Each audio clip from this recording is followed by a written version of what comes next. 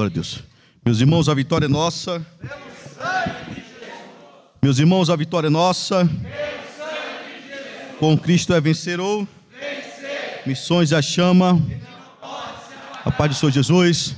Amém. Glória a Deus. Abra sua Bíblia comigo, por favor, em João, capítulo de número 14. Glória a Deus. Deus seja louvado. Culto de adoração. Amém. Nós já tributamos louvor a Deus, honra, glória. Chegou o momento de nós pararmos para ouvir aquilo que Deus ele quer falar aos nossos corações. Glória a Deus. O próprio Jesus, ele disse para os discípulos que eles estavam limpos pela palavra. João 15, versículo 3, Jesus disse: vocês estão limpos pela palavra que eu vos tenho pregado. Então nós sabemos que nós somos curados, nós somos purificados, não é pelo louvor, não é pela oração, porque a oração ela vai nos manter limpo a partir do momento que nós já fomos purificados. Então a palavra de Deus ela é para limpar, curar as nossas feridas e nos direcionar o caminho, a verdade e a vida.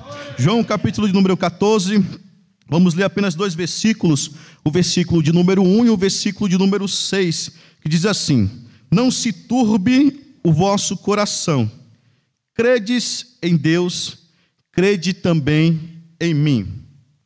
Versículo de número 6 diz assim: respondeu-lhe Jesus: eu sou o caminho, a verdade e a vida. Ninguém vem ao Pai, senão por mim. Amém? Os irmãos podem sentar em nome de Jesus. Glorificado seja o nome do Senhor.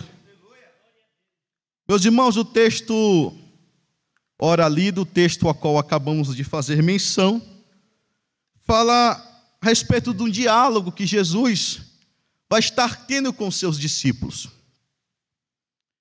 Quando nós paramos para analisar o capítulo 14, nós vamos ver que havia uma confusão na mente dos discípulos.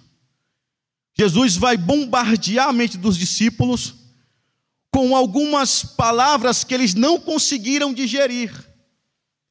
E por não conseguir digerir, eles ficaram meio que perdidos.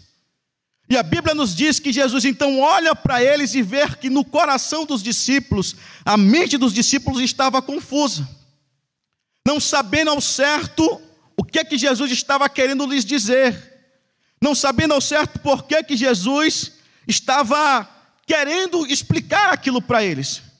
A primeira questão, a primeira coisa é no capítulo anterior, no capítulo 13, Jesus vai falar bem assim, ó: um de vocês vão me trair. E de repente eles, sem saber quem, porque todos falhavam, havia uma competição interna entre os discípulos para ver quem sentaria mais próximo de Jesus no reino. Mas porém ninguém imaginava que dali sairia um traidor. Então confusos, um olham para o outro e falam: mas será que vai ser eu? Ou não, será que é aquele? E Pedro confuso fala: João, pergunta a Jesus quem vai ser.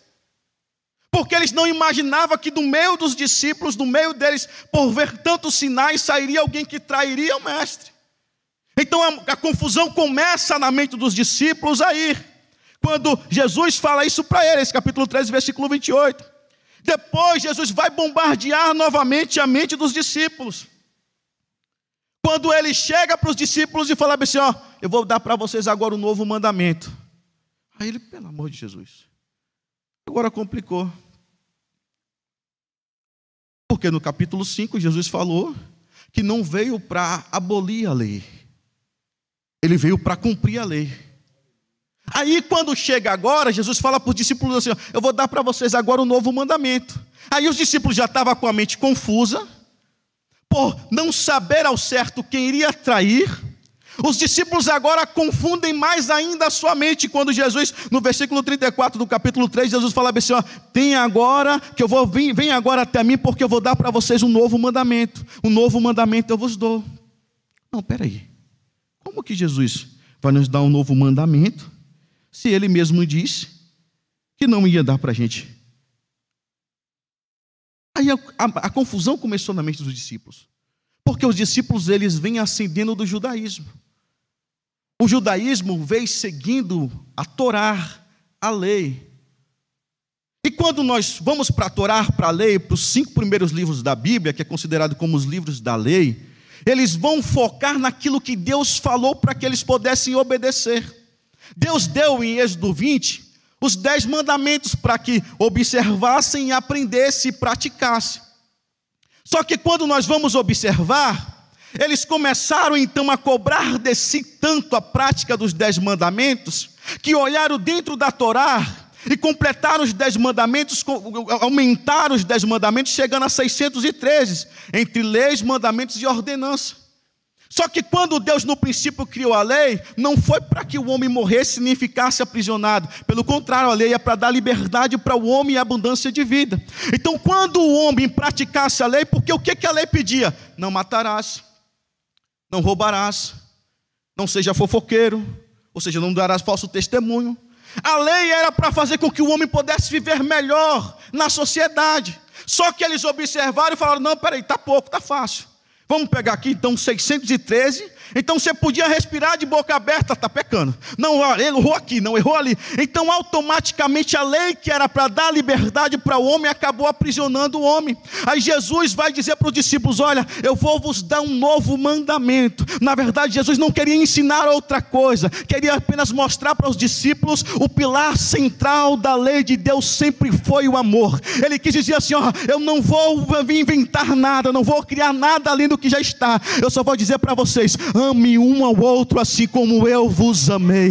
Aleluia. Jesus não quis, irmãos amados, encher a sua cabeça de leis, ordenança, isso pode, aquilo não pode, isso vai, isso não vai. Do amor ao próximo, do amor a Deus, descende toda a lei. Jesus quis dizer para os discípulos, olha, 613 eu vou resumir para você em apenas um: se você amar o teu próximo assim como eu vos amei, aleluia, assim já estará cumprida a lei. Porque de nada adianta, meu irmão, guardar o sábado, de nada vai adiantar você guardar a segunda, de nada vai adiantar o tamanho do teu vestido lá no pé, se o teu coração não estiver disposto a perdoar, se o teu coração não estiver disposto a amar. De nada vale entender toda a lei, nada vale entender toda a Bíblia Sagrada, Novo, Velho Testamento, de frente para trás, de trás para frente, se o teu coração não estiver voltado para amar ao teu próximo como a ti mesmo, de nada vale. Jesus vai dizer no capítulo 15, versículo 9, assim como o Pai me amou, eu também vos amei, e peço que vocês também amem uns aos outros, da mesma maneira que eu vos amei. O efeito aqui é cascata, Deus ama o Pai ama o Filho ama você, e eu tenho que vos amar, assim como Cristo me ama. Irmão, nós temos vivenciado dias trabalhosos, não só porque o mundo tem dado tanto atrativo, mas também temos vivenciado dias trabalhosos, porque a cada dia que passa é uma novidade. Se você vai na internet, você vê tanta novidade, que você fala, rapaz, já não usamos mais a Bíblia como manual de sobrevivência. Aí uns criaram um livro, outros criaram um caderno, outros criaram história, outros dizem que é para lá, que é para cá. E no final de tudo nós acabamos abrindo mão da palavra. E por conta disso, tem muitas pessoas hoje que estão na igreja, mas não estão em Cristo. Estão na igreja, mas estão descrentes. Estão na igreja, mas estão tão incrédula quanto alguém que nunca conheceu a Jesus. Porque talvez moveu o seu coração em busca de profecia, de revelação, disso, aquilo, e se esqueceram da fonte que é a palavra de Deus. Então tudo que nós formos receber tem que ser pautado na palavra de Deus. O apóstolo Paulo vai dizer em Gálatas capítulo 1, que se vier um anjo do céu e nos ensinar outro evangelho que não seja esse que tem sido pregado, ou seja, que não seja a palavra de Deus, seja maldição. Porque certamente não produziria vida no meu e no teu coração. Então Jesus aqui vai estar falando para os discípulos a respeito das coisas que aconteceriam. E os discípulos, olhando para as palavras de Jesus, começa a haver uma confusão na mente dos discípulos. Espera aí, mas um novo mandamento ele vai nos dar. Mas porque Jesus não queria que eles continuassem sempre observando a lei, com medo de perecer. Eu não sei se você já viu alguém que ele teme a lei, mas não teme a Deus. Ele teme a lei, mas não tem o amor no seu coração. Eu já vi várias pessoas assim. Às vezes a gente conversando, a pessoa falava assim para mim: olha, eu só não traí ainda porque tenho medo de ir para o inferno. Eu só não tomei ainda um goró. Eu não sei como é que lá na Bahia falam goró, né? Tomar uma cachaça. Eu só não tomei um gorozinho ainda porque eu tenho medo de ir para o inferno. Mas as pessoas não têm medo de pecar por amor a Cristo. Não é porque tem amor no coração. É porque elas têm medo da consequência do pecado. Só que nós precisamos entender que quando nós estamos tentando praticar a palavra de Deus sem o amor, não resolve nada. Não resolve nada. Jesus vai estar ensinando para os discípulos: olha, não adianta você pegar uma parede que está torta, que está fora do prumo, né, pastor Luiz? A parede está fora do prumo. Lá em casa tinha uma parede fora do prumo. O pastor Luiz foi consertar e falou: pastor Mazinho, aqui nós temos dois caminhos. A parede estava assim para dentro da casa. Ele falou: ou a gente segue ela torta, ou a gente faz um V de vitória. Ele fazia assim, ela ia entrar para continuar para dentro e puxar para fora, que ele ia colocar no prumo uma parede que no princípio não foi feita no prumo. E aí a gente fez assim, só que quando você olha, você vai ver que ela tem uma curva, ela vai abrindo e depois fecha. Porque não estava no prumo desde o início. Quando nós olhamos para o que Jesus quis dizer, ele falou assim: nós temos que amar uns aos outros como eu vos amei. Jesus quis dizer assim: ó, começa do pilar de baixo a praticar o meu amor, que depois todas as outras coisas vão nos ser acrescentadas. É impossível alguém que ama a Deus não perdoar o seu próximo. É impossível alguém que ama Jesus, irmãos, não ajudar o necessitado. É impossível, porque verdadeiramente quando eu amo, o amor vai me constranger a perdoar, a ajudar, a abraçar. O amor vai me levar, irmãos amados, a praticar as coisas boas automaticamente pelo amor. Quando nós olhamos para Jesus, e Jesus vai falar isso para os discípulos falam: mas não estou conseguindo digerir isso direito não, Jesus. Aí, para acabar de apertar mais um pouquinho, Jesus vai então dizer para eles que vai partir. Eles falam: olha, eu vou sair, e para o lugar que eu vou agora, vocês não vão poder ir.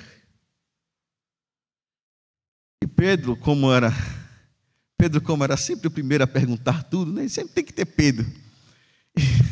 Feliz a igreja que tem Pedro, irmão.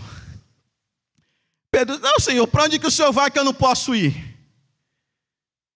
Aí Jesus falou assim: não, Pedro, eu vou para um lugar, mas você não pode ir comigo. Aí Pedro: não, Senhor, por ti eu vou dar até minha vida. A gente às vezes tem esses amigos assim, né? Não, se você morrer, eu morro junto. Se você partir, eu vou partir junto com você. Bom, basta o cinto apertar, a gente vê quem é quem. Eu já vi muitos amigos que não falavam nada. Eu falava: rapaz, isso é barco furado, é igual Titanic, só tem alegria na partida, mas depois vai afundar. E pior que não, no momento que mais precisava, era quem chegava e ajudava. E aqueles que sempre estavam próximos, a gente falava: não, aqui pelo menos esse vai estar comigo. Era no momento que escorregava igual sabão. Quando Jesus olha para a situação de Pedro, Jesus fala: não, Pedro, o galo não vai cantar antes que tu me negue 3 vezes. Os discípulos que estavam com a mente confusa, olha para a situação e fala: rapaz, se Simão, que Jesus chamou de Petros, que era bruto, se o cara vai negar Jesus, quanto mais nós. Se o mais brabo, se o que toma a frente vai negar, vai retroceder, quanto mais nós. Aí a mente dos discípulos, irmãos, deu bug. Sabe quando faz aquele barulho do Google? Deu bug, travou.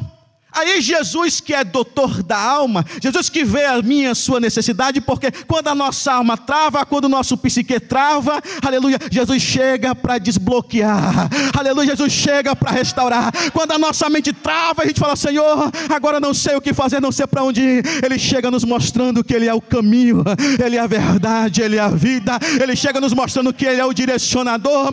Ele chega nos mostrando, irmãos amados, que Ele tem um recurso que a tecnologia mais avançada não tem, que a ciência mais moderna não tem. Ele chega e muda, e destrava, e nos dá uma direção, um novo foco e um novo rumo.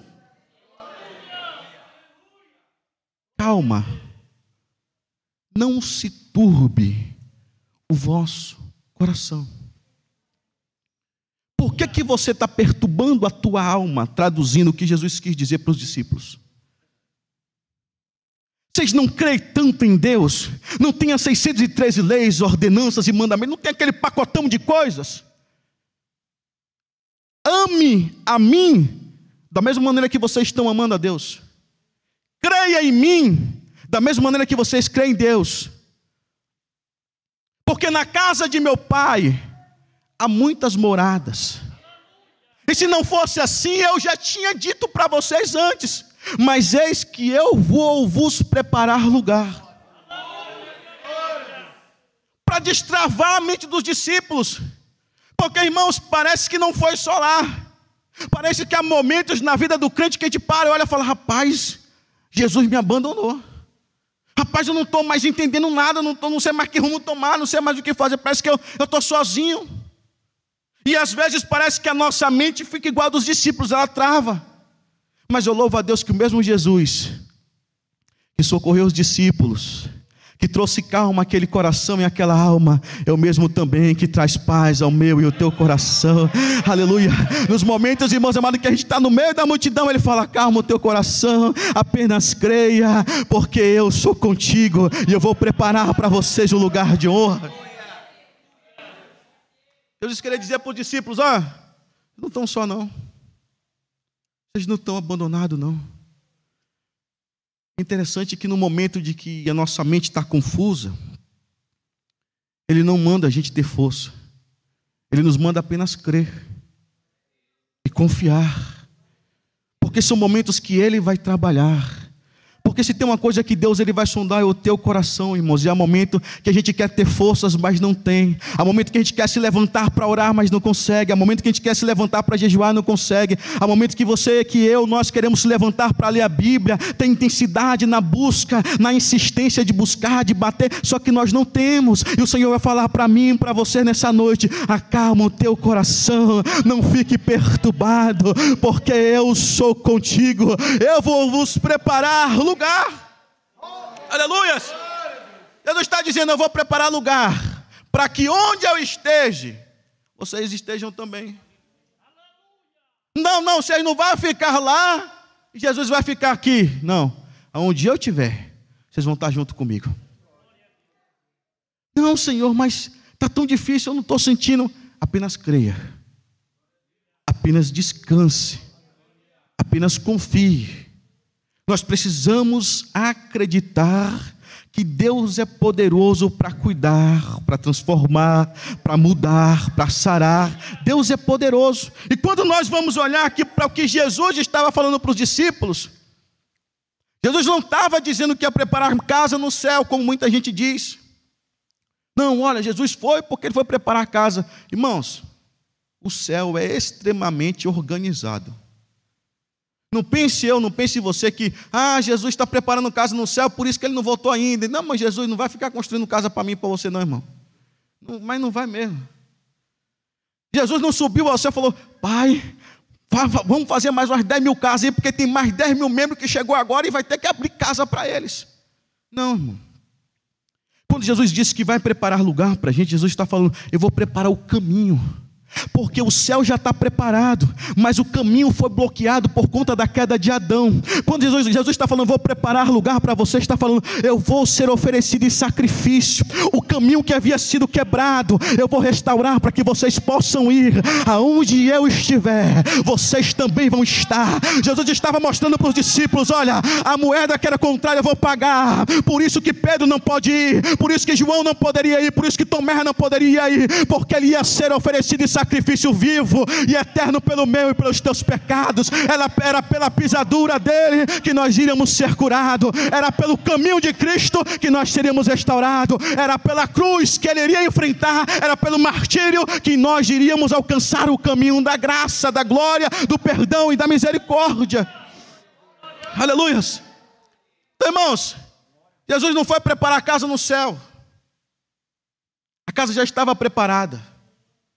Ele foi simplesmente concluir o caminho que nós teríamos que trilhar para chegar lá. Tanto é que no contexto que nós lemos aqui, ele vai dizer: eu sou o caminho, eu sou a verdade e eu sou a vida. Porque Jesus estava querendo que os discípulos apenas confiassem nele e descansassem nele. Porque, irmãos, é muito comum a gente falar que a gente confia em Deus, mas o coração está perturbado.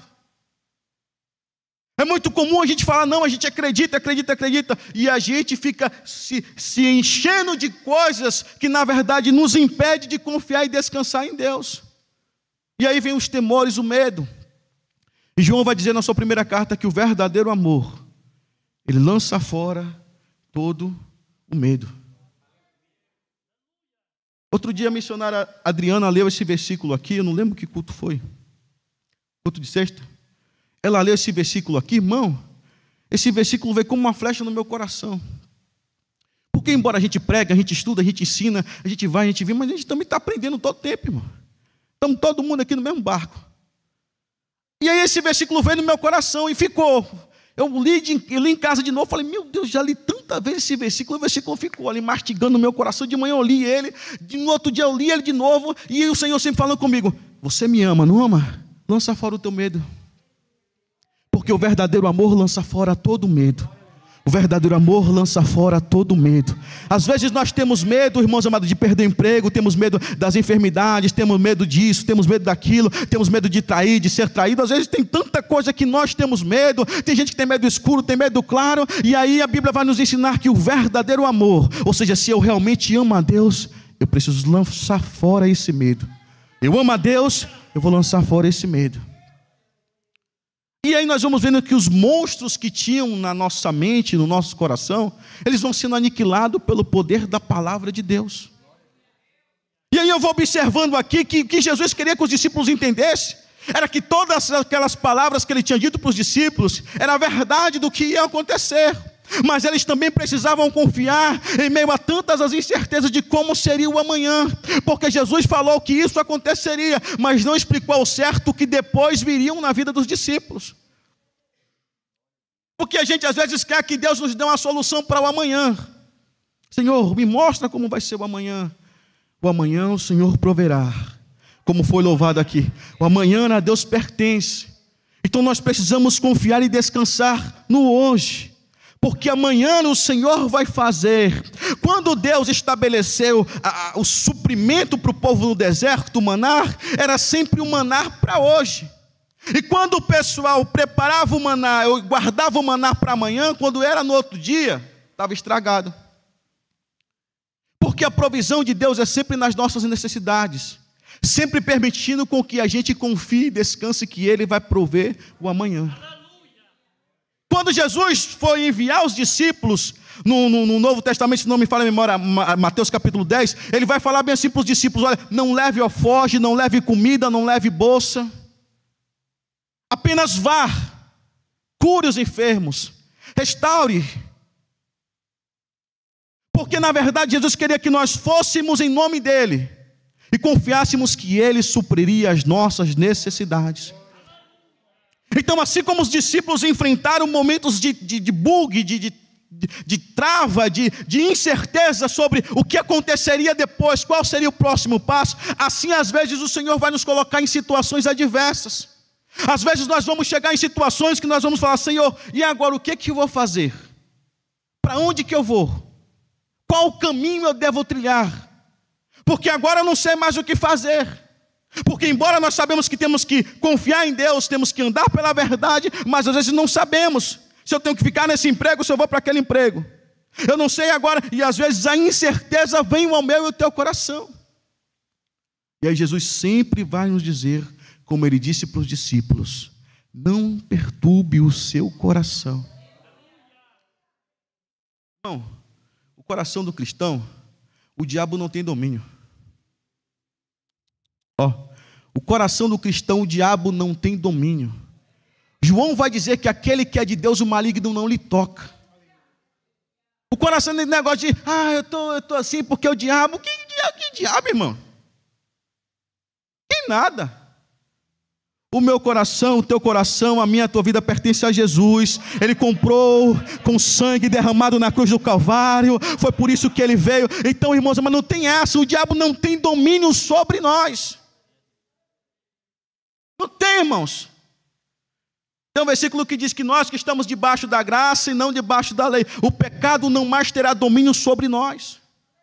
Não tem. Então, quando eu penso, Jesus, mas o diabo está trabalhando, irmão, não vai. Não trabalha. Se o diabo estiver trabalhando, é porque Deus permitiu ele trabalhar, mas com uma finalidade: não vai te derrubar. Não, irmão. Pastor, mas como eu já vi muita gente caindo? Porque nós não confiamos que fomos lavados pela palavra. Pedro vai dizer na sua primeira carta que quando nós cremos nisso e confiamos, nunca jamais pereceremos. Sabe por quê? Porque eu entendo que a força que eu tenho, a segurança que eu tenho não vem propriamente de mim, ela vem do Senhor. Eu vou entender que é o Senhor, irmãos amados, que tem me sustentado até aqui, é Ele que tem guardado. Então aí eu vou entender que verdadeiramente, irmãos amados, é o Senhor quem tem permitido algumas coisas acontecer, mas para que o nome dEle seja glorificado. Pronto. Nós precisamos apenas descansar. Quando eu me encho de preocupações, é como se eu falasse: Senhor, eu confio que o Senhor vai me levar para o céu. E olha que ninguém nunca voou para o céu. Pelo menos até o quarto, não. Mas, dos irmãos que estão aqui, tá? Mas aí eu digo, se eu confio que Deus vai me levar para o céu, por que eu não posso confiar que Ele está cuidando da minha vida aqui na terra? É uma coisa meio que sem nexo. Eu confiar no invisível e no visível, que é tão óbvio, eu apenas às vezes não confio. Então o que Jesus está querendo mostrar para os discípulos é assim: um vai negar, outro vai trair, o outro vai questionar, mas você precisa apenas amar e confiar que eu estou contigo. Apenas confie, porque eu estou no controle de todas as coisas. Pronto. Vou preparar lugar para onde eu estiver, vós estejais também. Pronto. Não é simplesmente para que nós venhamos ficar aqui, servindo a Jesus, e de repente aconteceu o arrebatamento, e de repente aconteceu do Senhor me levar, e eu não ir para a glória, Senhor, mas eu confiei, eu acreditei, eu não fui não.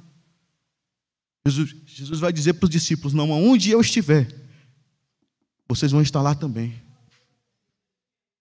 Para solucionar a confusão que havia na mente deles. Porque um queria estar à direita, outro vai estar à esquerda. Não, mas aí Jesus de repente fala assim: eu vou, mas vocês não vão.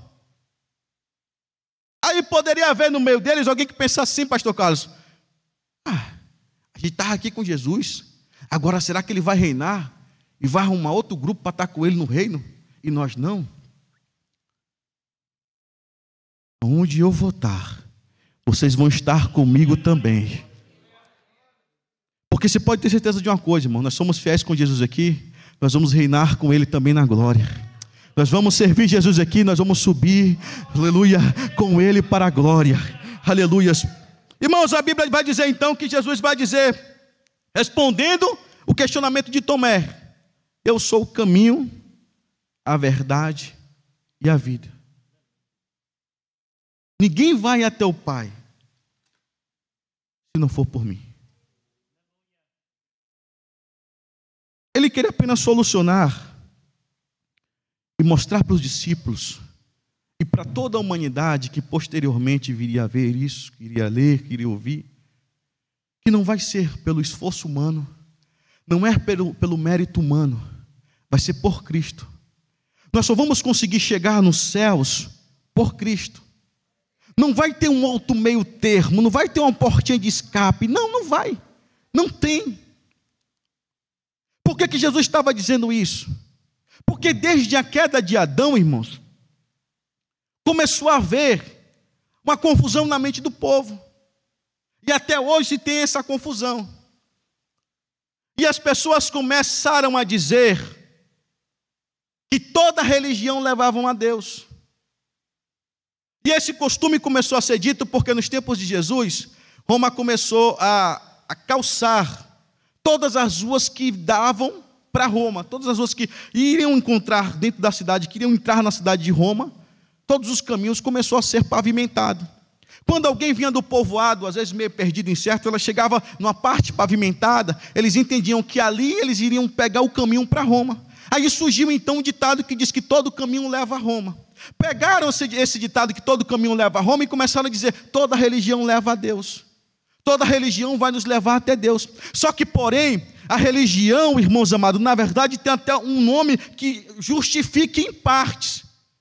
Porque o nome religião é do nome religare, que quer do latim religare, que quer dizer tornar a trazer de volta aquilo que foi desligado. Só que quando o homem começou a criar religião na busca de tentar encaixar novamente a aliança que o homem havia quebrado através de Adão, o homem tentou, mas foi sem sucesso. Então criou uma religião daqui, uma religião de lá, outra religião de lá, tudo isso no intuito de tentar levar o homem até a Deus, mas sempre foi em vão por conta do pecado de Adão. Mas a Bíblia nos diz que Deus olhou do céu e viu que ao homem era impossível restaurar a aliança que foi quebrada. Aí Deus vai enviar o seu filho aqui na terra para que pudesse restaurar a aliança que foi quebrada, para que pudesse religar, para que pudesse reconstruir, para que pudesse restaurar a aliança que um dia foi perdida. Aleluia! A aliança que Adão quebrou no Éden, Jesus restaurou, irmãos amados, no jardim Getsemane. Aleluia! Quando estava quebrado, o Senhor suando gotas de sangue, ele olhou para um lado, olhou para o outro e falou: Senhor, seja feita a tua vontade, o teu nome vai ser glorificado. Eu vou até o fim, porque a humanidade não tem capacidade, porque já nasceram em pecado foram concebidos, mas através do meu sangue expiatório, eles haverão de erguer, de reencontrar o caminho, a verdade e a vida. Aleluia! O caminho que Adão quebrou no Éden, Jesus veio reconstruir, veio restaurar na cruz do Calvário. A aliança que Adão quebrou, Jesus restaurou por amor a mim, por amor a você. Quando o homem tentou fazer o que ele não conseguia fazer, começava até bem, ia até bem durante um certo tempo, mas não conseguia concluir. Quando a gente vê um dos maiores nomes que tem na história, Buda ou Siddhartha Gautama, ele, quando na sua flor, no seu auge, ele conseguiu adquirir para si muitos discípulos. Mas quando estava no final da sua vida, ele chamou os discípulos mais próximos e apertou a mão de um, apertou a mão de outro, e segurando forte, ele falou: estou com medo. Os discípulos com medo, porque ele falou: não sei o caminho. Porque jamais Buda, Maomé ou nenhuma outra religião vai nos conduzir até os céus, porque somente vai conduzir até os céus é Jesus, é o Rei da Glória, é Jesus. Irmão, não há outro caminho a seguir. Aleluia! Nós podemos até viver bem aqui na terra, mas não podemos subir se não for pelo caminho que é a verdade, que é a vida. Se não for por Jesus, nós não vamos conseguir de maneira nenhuma. Não adianta, irmão, não adianta nem tentar. Jesus vai dizer que o salteador, o ladrão, ele tem que entrar pela janela, mas não consegue. Não consegue. Então não adianta a gente ficar tentando imaginar: ah, Senhor, qual religião está certa, qual outra. E o que eu acho mais interessante é que a maioria dessas religiões, ela usa a Bíblia como pilar. Só que, porém, as pessoas não praticam a Bíblia. E quando a praticam, elas não pedem a Deus revelação da Bíblia. Porque Tiago 1,7 diz que se alguém tem falta de sabedoria, peça a Deus que vai lhe dar. Então, se eu tenho dúvida em qualquer questão que eu estou lendo e não estou entendendo, eu preciso compreender, certamente o Senhor vai te dar a revelação e a interpretação daquilo que você está lendo. O que aconteceu aqui de Jesus, os discípulos, além de Jesus vir de encontro à mente dos discípulos, tranquilizando elas, Jesus vai dar um norte para eles e vai dizer: calma, Pedro, calma, Tomé, calma, discípulos. Não é porque eu vou me ausentar de vocês um pouco que eu vou vos deixar só, que eu vou desamparar vocês. Eu vou estar sempre com vocês. Nós não estamos sozinhos. O medo, ele começa a nos dominar quando nós achamos que nós estamos sozinhos. Os discípulos ficaram com medo, perturbados e preocupados depois da morte de Jesus, porque eles achavam que estavam sozinhos para enfrentar agora Roma e para enfrentar os ataques que viriam. Tanto ataques pessoal contra eles, quanto ataque em cima daquilo que era da palavra. Jesus não está mais aqui, quem vai nos defender agora? E aí a primeira coisa que Jesus chega, quando aparece para eles, lá em João capítulo 19, Jesus chega no meio dele e fala: paz seja convosco. A paz precisa estar com vocês, irmãos. Nós só temos, irmãos amados, uma coisa a fazer: ou a gente confia, ou a gente confia. Não tem cabimento a gente confiar num Deus que fez os céus e a terra, um Deus que cura, que salva, que restaura, e não acreditar que Deus está cuidando da minha vida, não acreditar que Deus está cuidando do meu casamento, não acreditar que Deus está cuidando da minha saúde. Não adianta, irmãos, em nome de Jesus. Nós temos visto as igrejas sendo tomadas desse avalanche que é a insegurança quanto à confiança em Deus. Nós precisamos sempre reconhecer: o meu melhor estágio diante de Deus sempre será um estágio de miséria. Então eu sempre vou depender dEle, eu sempre vou depender da graça, da misericórdia, do favor dEle. Eu sempre vou precisar da Bíblia para me alertar sobre o caminho que eu devo seguir, sobre o caminho que eu devo trilhar, sobre o caminho que eu devo percorrer. Irmãos, quando eu entendo que eu preciso confiar, quantas vezes, irmãos amados, nas madrugadas a insegurança bateu na minha porta, a incerteza bateu no meu coração, eu não consegui ler a Bíblia, não consegui orar, eu apenas abria a Bíblia e falava: Senhor, o Senhor está no controle de todas as coisas, a minha vida está nas tuas mãos, a minha alma vai descansar em ti. Quantas vezes eu debrucei dormir por cima da Bíblia, porque eu entendia que da minha força não poderia fazer nada, com meu próprio mérito não conseguiria, mas por aquele que morreu por mim, por aquele que sofreu por mim, por aquele que venceu por mim, eu posso, eu venço, eu alcanço, eu prossigo, eu vou avante, porque eu posso todas as coisas naquele que me fortalece. Aleluias.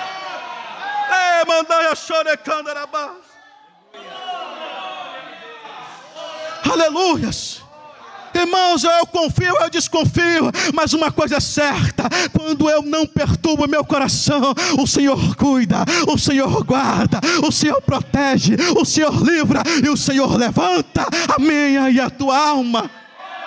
Aleluias. Irmãos, tantas coisas nos cercam, porque o diabo não trabalha mais como trabalhava antigamente, perseguindo furiosamente a igreja.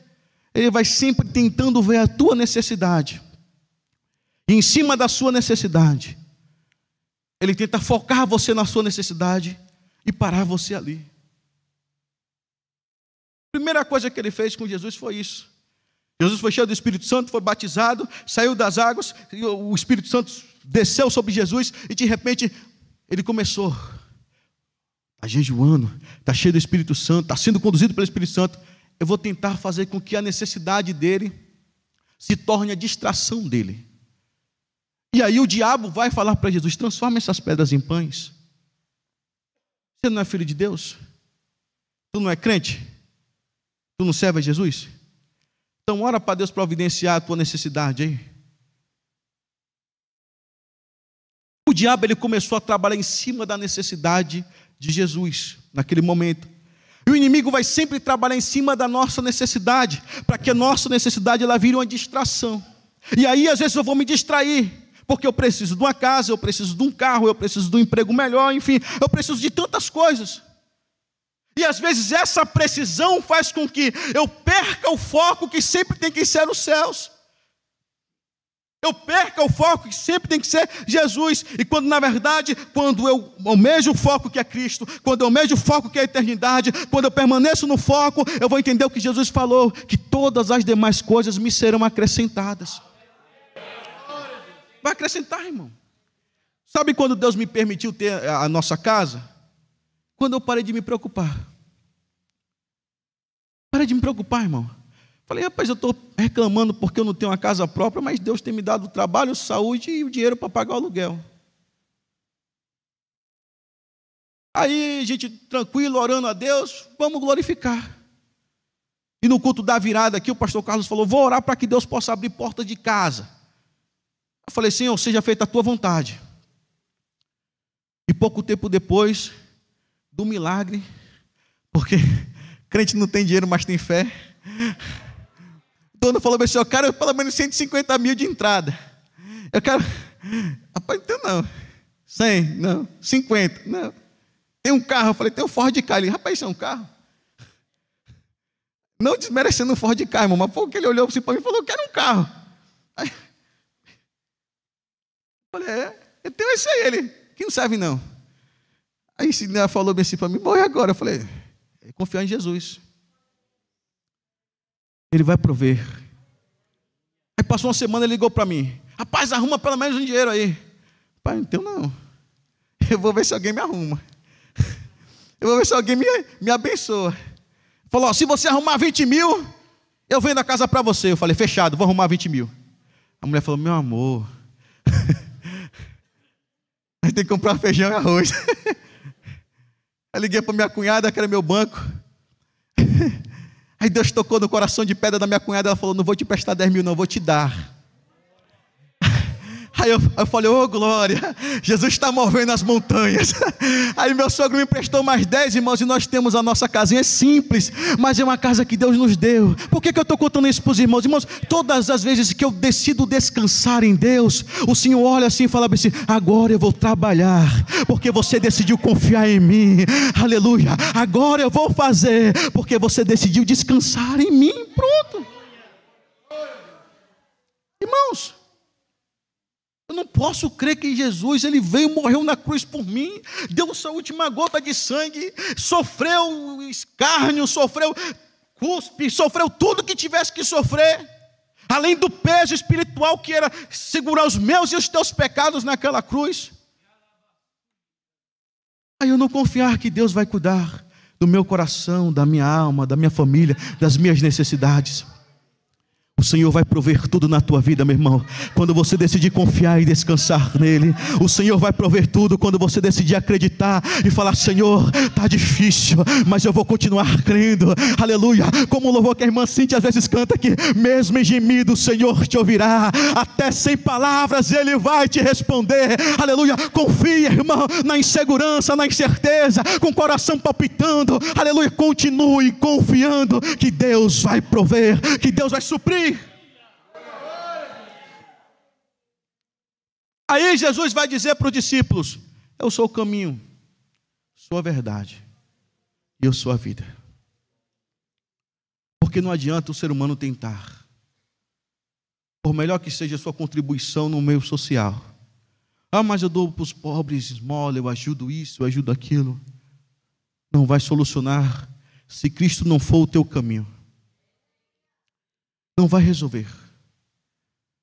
Porque quando Adão e Eva pecou, o acesso ao jardim do Éden foi bloqueado. O acesso à árvore da vida foi bloqueado. Mas quando Cristo se entregou na cruz do Calvário, o acesso à fonte da água da vida, o acesso à árvore da vida, ele foi aberto novamente para mim e para você, aleluia. Por isso que Jesus vai dizer bem assim, eu sou o caminho, eu sou a verdade, eu também sou a vida. Todo aquele que bebe da água que Jesus dá, não mais terá sede. Todo aquele que vier até Ele, não será confundido. Todo aquele que vier até Jesus, não será decepcionado, não ficará enganado. Todo aquele que vier até Jesus, certamente ele será restaurado. Descansa o teu coração, irmãos. Ninguém vai ao Pai se não for por Jesus. Confie, descanse e espere com paciência no Senhor. Todas as vezes que Jesus ia restaurar alguém, todas as vezes que Jesus ia fazer algo, todas as vezes que Jesus ia passar por uma situação que alguém tinha sido morto, ia curar, ia ressuscitar essa pessoa, ele sempre mandava aos parentes ou às pessoas terem paz, acalmar. Eu acho interessante que quando a Bíblia nos diz que Jairo, o chefe da sinagoga, ele vinha até Jesus, buscando a Jesus para que a sua filha pudesse ser curada da enfermidade que ela estava. No meio do caminho, a notícia de que a menina tinha sido morta chega até Jairo. Só que a Bíblia nos diz que isso vai perturbar Jairo. E Jesus vai olhar para Jairo e falar assim: Jairo, não temas, crê somente. Nós vamos lá. E Jesus vai e ressuscita a menina. Eu aprendo aqui que enquanto havia forças, Jairo foi buscar Jesus. Quando lhes faltou força, Jesus conduziu Jairo até o milagre. Que Deus nos abençoe, que possamos confiar e descansar, porque o Senhor está no controle de todas as coisas. Não se turbe o vosso coração, porque Jesus é o caminho, a verdade e a vida. Forte abraço, Deus te abençoe.